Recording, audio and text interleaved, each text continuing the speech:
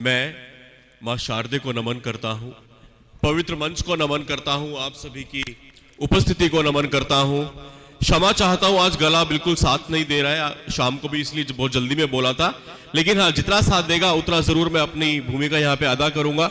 नमन करता हूं गुरुदेव को और मंच को, और शुरू करता हूं काव्य पाठ। जो समय निर्धारित हुआ है, क्योंकि हम समय से पहले ही देर से चल रहे हैं, कि सन 712 में जब कासिम भारत आया था, आज हम धर्म संसद कर रहे हैं। मैं आप सबको इसलिए भी नमन करता हूं कि अभी बजे हैं 8:30 और हो सकता है बहुत सारे लोग इस वक्त तो सुबह अपने घरों से निकल लिए होंगे यहाँ पे आने के लिए, तो ये भी तपस्या बहुत बढ़िया गुरुदेव की। लोग 12-12 घंटे से यहाँ पे इस तरह बैठे हुए हैं। एक बार मैं चाहता हूं मंच आपके तालियां बजा दे।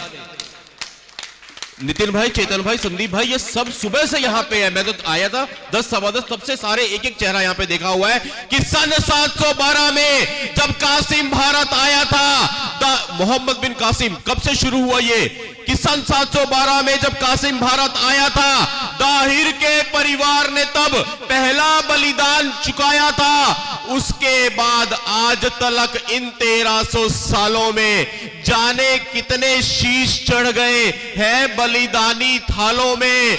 जिनके लहू से सिंची ये माटी, जिनके दम पर ये उपवन है, उन बलिदानी वीरों को शत शत शत शत बार नमन है। उन बलिदानी वीरों को शत शत शत शत बार नमन है।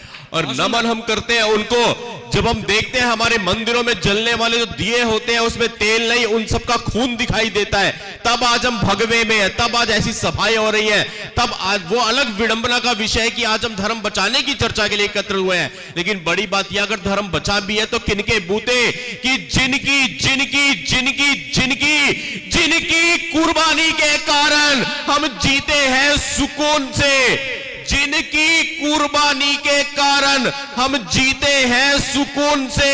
धर्म की खातिर मरने वाले उस बलिदानी जुनून से, तो सबसे पहले नमन उन्हें हर मौके हर अवसर पर दिए हमारे मंदिर में जलते हैं जिनके खून से। वाह वाह वाह वाह वाह वाह, दिए हमारे मंदिर में जलते हैं जिनके खून से।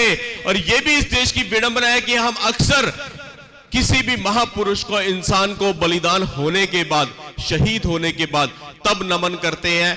मेरा मन है नमन के इस क्रम में मैं 4-6 पंक्तियां नमन की ओर पढ़ दूं उस इंसान के लिए जिसका नाम अब कविता में आएगा तो समझ जाएंगे, जो आज हमारे बीच में है। कि एक दंश था देवधरा पे, एक दंश था देवधरा पे, जिसका उपचार जरूरी था, चीर फाड़ ही करनी पड़ती, जख्म बड़ा नासूरी था।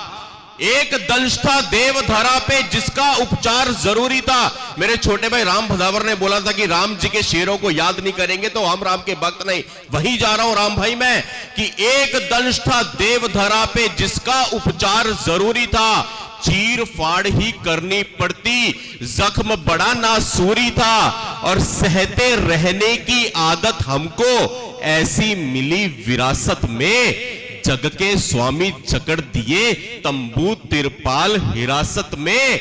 कदम कदम पे आस्थाओं का जी भर के अपमान किया, राम हुए इस धरती पे कितनी दफे प्रमाण लिया। राम हुए इस धरती पे कितनी दफे प्रमाण लिया। माननीय की नाक के नीचे राम नवमी का अवकाश होता, कि माननीय की नाक के नीचे राम नवमी का अवकाश होता। राम जी के अस्तित्व पे फिर भी नहीं विश्वास होता, तारीख पे बस तारीख मिलती। राम लला तिरपाल में माननीय मस्त हो चुके थे, जाने कैसी चाल में। कि माननीय तालियों की बात नहीं है, यह शर्म की बात है, हमारी कायरता है। हाँ, एक तो सबसे पहले हमें यह समझना पड़ेगा ताली कहां बजानी है और शेम कहां पे महसूस करनी है। कि माननीय मस्त हो चुके थे, जाने कैसी चाल में, दही हांडी नापते, धुआं छांटते, पटाखों के ढेरों में, न्यायालय सब आ बैठे थे प्रश्न चिन्ह के घेरों में। ऐसे में तब पिता महबन परासरंजी प्रकट होते हैं। ऐसे में वो 92 वर्ष की वो आयु के वकील, एक बार उनको अपनी आंखों के सामने लेके आइए। और मैं वहां नमन करना चाह रहा था कि ऐसे में तब पितामह बन पराशरंजी प्रकट होते हैं, राम लला के भव्य मंदिर के दिन तब जाकर निकट होते हैं, जो भरी अदालत में कहते हैं, जो भरी अदालत 10,000 से ऊपर दलीलें, अपीलें, बहस, जिरा, बहुत कुछ हुआ कोर्ट के अंदर, पर उनकी एक वाक्य, एक लाइन जिसने मेरे दिल को चीर दिया, जो उन्होंने पूरे कोर्ट में खुले में बोला जज के सामने कि ऐसे में तब पितामह बन पराशरंजी प्रकट होते हैं, राम लला के भव्य मंदिर के दिन तब जाकर निकट होते हैं, जो भरी अदालत में कहते हैं, जो भरी अदालत में कहते हैं, इस मसले का उपाय मिले और मेरी अंतिम सांस से पहले मेरे प्रभु को न्याय मिले। वाह वाह वाह वाह वाह, बहुत सुंदर, बहुत सुंदर। जो भरी अदालत में कहते हैं इस मसले का उपाय मिले, मेरी अंतिम सांस से पहले मेरे प्रभु को न्याय मिले। नमन पराशरंजी, तुमने अमिट अध्याय रचा डाला, न्यायालयों की इज्जत रख ली, तुमने न्याय बचा डाला। पराशरन जी के लिए एक बार ये सारा का सारा श्रेय वहां पे है कि आज हम जो भी बना रहे हैं इसमें बहुत सारे लोगों का खून पसीना है। और मेरे को एक कविता विशेष के लिए बड़े भाई ने आदेश किया है, लेकिन मैं चाहता हूं मैं उसकी जगह दूसरी कविता रख दूं इस मंच से, क्योंकि आज धर्म संसद है, यहाँ पे हम धर्म संसद में खड़े हुए हैं। और ये भी हो सकता है कि शायद इस कविता के बाद में, आज के बाद में आपको कभी किसी मंच पे नहीं दिखाई दूंगा, शायद मेरी वाणी किसी मंच से नहीं सुनी जाएगी। ये बहुत रिस्क के ऊपर कविता है, लेकिन मुझे पता है ये मंच फिर भी उसके लिए है। और यति नरसिंहानंद जी महाराज जी के शिष्य अगर ये कविता नहीं बोलेंगे तो कौन बोलेगा? हो सकता है मेरा बहिष्कार पूरी तरह हिंदू। ऐसा मत कहिए कि आप नहीं, ऐसा नहीं हो सकता। मैं तो आऊंगा, हो सकता है आने ना दिया जाए। मैं बता रहा हूं, आप इसलिए बोल सकते हैं कि आपको धमकियां मिली हैं, लेकिन इनसे हम लोग विचलित होने वाले नहीं हैं, क्योंकि मैं कहना चाहता हूं उन लोगों से जो लोग ये बातें करते हैं कि शुभम मंगला ऐसा है, शुभम मंगला को ये कर देंगे, वो कर देंगे, उनको कहना चाहता हूं मैं कि वह ये इतना कमजोर ना समझ ले।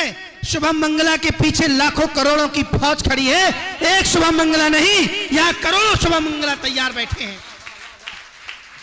आभार मेरे भाई, आप सबका ये हौसला है तभी हम लोग लड़ते हैं, लेकिन यहाँ जो रिस्क है वो मुझे अपने ही समाज से, आप पंक्तियां सुनिएगा तब समझेंगे मैं क्यों कह रहा हूँ कि मेरे को ये डर है कि अपना ही समाज मेरा बहिष्कार ना कर दे तलवार की धार पे। ये कविता सिर्फ इस सभागार में दीदी ने सुनी हुई है मेरे मुंह से।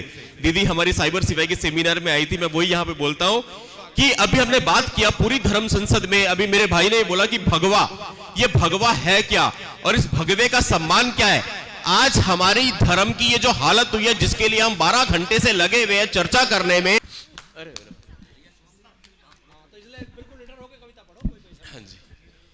कि भगवे के क्या जिम्मेदारी है, ये धर्म संसद में वाकई चिंतन का विषय होना चाहिए।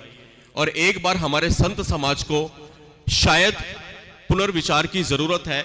अभी हमने बहुत सारे उद्बोधन सुने, बहुत सारे हमने वक्ताओं के सुबह से लेकर यहाँ पे चर्चाएं हुई। मैं बहुत छोटा हूं, मैं बहुत तुच्छ प्राणी हूं, शायद मेरी कोई बात किसी को चुभ सकती है, पहले ही क्षमा मांग लेता हूं। लेकिन दीदी, जब मंच से ये कहा जाता है कि हमारे मंदिरों में ये होना चाहिए, ये करना चाहिए, तो हम लोग वहां बैठ के, हाँ वो लोग कह रहे हैं, अभी भी कह रहे हैं, सर हिला रहे हैं सारे। अरे ऑडियंस में तो रिएक्शन देखो क्या बोल रहे हैं। ऑडियंस पता है क्या बोलती है कि नेताओं वाली बात होती है, नेता कह रहे हैं सरकार के मंत्री, आय हाय ऐसा हो गया, कदम उठाने चाहिए। अरे कौन उठाएगा? तुम ही तो उठाओगे, तुम बैठे हो सरकारों में। तो जब धर्मगुरु ये कहते हैं ऐसा होना चाहिए, ऐसा होना चाहिए, अरे कौन करेगा? वहां बैठे कर सकते तो वो यहां नहीं बैठ जाते, ये तो करने वाले यहीं बैठे थे सुबह से। तब मैं कहता हूं कि क्या दायित्व है भगवे का, भगवा किसको धारण करके क्या करना चाहिए, वो अगर सीखना है तो इनसे सीखना। जो मेरे गुरुदेव है यति नरसिंहानंद सरस्वती महाराज, इन्होंने मुझे बहुत साल पहले कहा था भगवे का मतलब होता है आग्नेय वस्त्र, कि जिस योद्धा का जीते जी खुद अपने हाथों पिंडदान हुआ।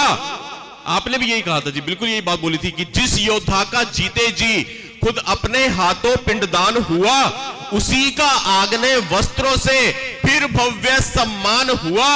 आगने वस्त्रों की अमर प्रतिष्ठा आज हो गई अगवा है। ऐरे गहरे नथु खैरे कैसे भी तन पर भगवा है। अरे हिंदू धर्म को किया है दूषित कुछ नकली बाबाओं ने, ठुमक ठुमक कर नाचने वाली नकली राधे माओ ने।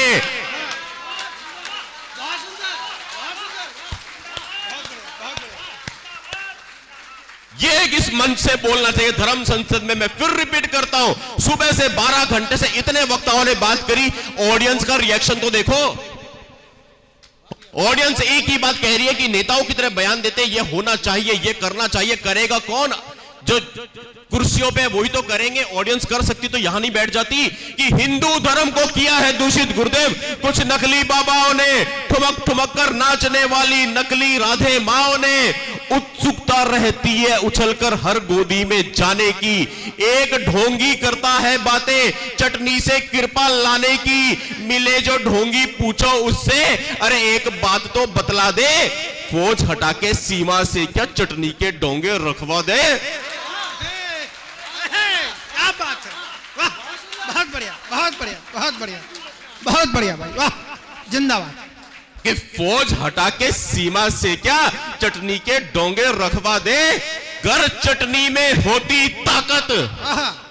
बहुत बड़ा बैंक, बहुत बढ़िया। फौज हटा के सीमा से क्या चटनी के डोंगे रखवा दे, गर चटनी में होती ताकत। ऐसे कृपा लाने की तो गुरुओं को ना पड़ती जरूरत फिर कृपान उठाने की। कि गुरुओं को ना पड़ती जरूरत फिर कृपान उठाने की।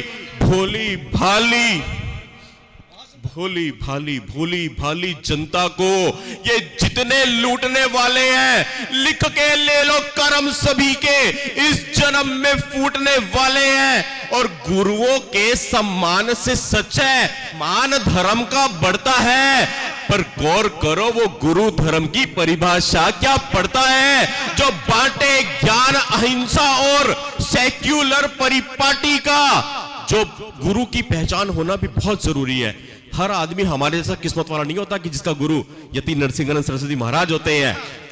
हम तो कोई पता नहीं क्या किस्मत लेके पैदा हुए हैं संदीप भाई, हमारे तो बहुत गौरव की बात है, बहुत गौरव की बात है। देखो 4 पंक्तियां गुरुजी के लिए मैंने पढ़ी थी कवि कि बिना गुरु के गति नहीं। हम भी मानते हैं कि बिना गुरु के गति नहीं, गुरु मगर सब यति नहीं, और सच्चा साधु ढूंढ सके सब में इतनी मति नहीं।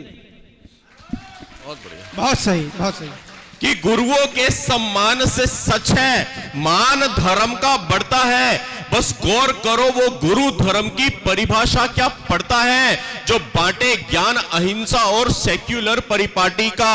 गुरु नहीं गद्दार है वो इस देश धर्म की माटी का।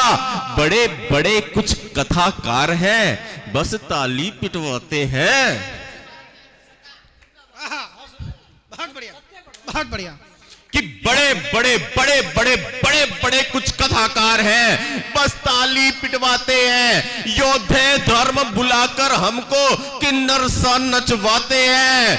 कि योद्धे धर्म भुलाकर हमको किन्नर सा नचवाते हैं। हिंदू धर्म का उन्होंने कैसा हाल बनाकर रखा है, मेरे सुदर्शन धारी को बस लड्डू गोपाल बनाकर क्या बात है भगवान का रूप लड्डू गोपाल। हम भी पूछते हैं लेकिन यार 2-2 घंटे की कथाओं में कभी तो चक्कर दिखा दो, या वही राधे राधे दे पे ले आएंगे बिहारी, बस हो गया।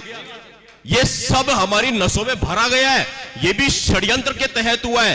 ये धर्म संसद गुरुदेव जो हो रही है, कल का पूरा दिन भारत, मैं कह रहा हूं मेरी कोई औकात नहीं है, बहुत तुच्छ सा प्राणी हूं, लेकिन हम इन मुद्दों पे चर्चा करें, ये सार्थक विषय ऐसे उठाए जाए। मंच से यही हो रहा है, हमें ये करना चाहिए। अरे चाहिए कौन करेगा? स्वागत। फिर क्षमा चाहता हूं लेकिन क्या करें, वही आप वाली जबान आ गई है, करेंगे तो वही, और चाहिए में तो नेता वाली बातें चल रही हैं कि स्वागत। आपने हौसला बढ़ाया। मैंने कहा था बहुत तलवार की धार पे कविता है कि हो सकता है इसके बाद कहीं किसी मंच में मेरा चेहरा ना दिखाई दे, कहीं मेरी आवाज नहीं सुनाई देगी, लेकिन आप लोगों ने समर्थन किया है कि हिंदू धर्म का उन्होंने कैसा हाल बनाकर रखा है, मेरे सुदर्शन धारी को बस लड्डू गोपाल बनाकर रखा है। जितने भी ये धर्म गुरु हैं या मंदिर के पुजारी हैं, धर्म ध्वजा को ऊंचा रखने की उनकी जिम्मेदारी है। अधिकार जिसे ज्ञान नहीं हो शास्त्रों का या जंग लगी हो शस्त्रों पर, अधिकार नहीं है किंचित उसका अजय आग्नेय वस्त्रों पर।